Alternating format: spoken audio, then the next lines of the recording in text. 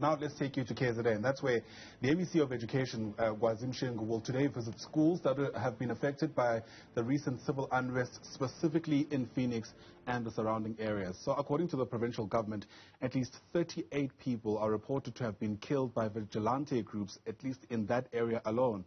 Karinda Jagmohan is there for us with a quick update. And Karinda, certainly all kinds of expectations today, especially in Phoenix, given what's taken place in the 2 weeks gone by. What do we know about what the MEC's plans are for the reopening of schools?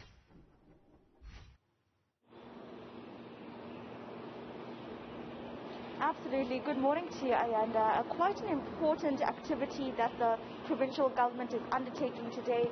The MEC for Education, Kwazi Mshengu, visiting 3 schools in the Phoenix and surrounding areas to speak to parents and children there as they start off the next leg of the school year.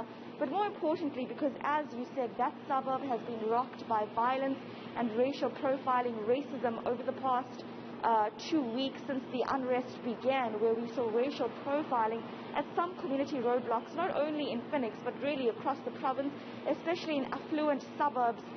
We saw racial profiling and incidents of that kind happening there.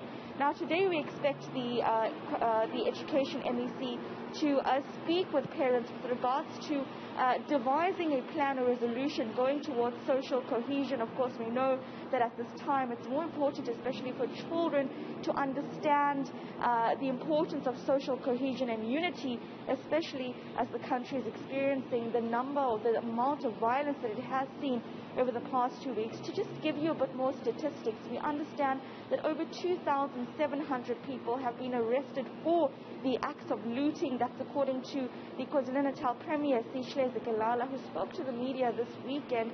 Over and above this, he said that tragically over 200 people have died in this province from the unrest that we have seen, and of this there have been over 163 murder cases, 38, like you said, stemming from the suburb of Phoenix, where racial profiling has been an issue and a problem there. There have been various peace committees and task teams dealing with this, including over 70 police officers and over 10 detectives. But now we do understand that of the several people, we understand over 20 people that have been arrested for murders in the province.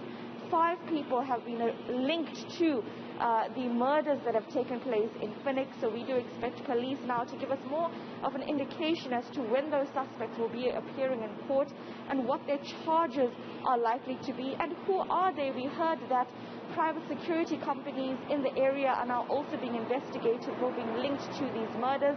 This is something we also expect the police to touch on as well. But in the meantime, today the focus is on schools, is on the young ones who now obviously have to take this forward in terms of bringing together social cohesion at one of the most important places in our society, after all, schools. So we'll be bringing you those updates from around 7:30 going forward.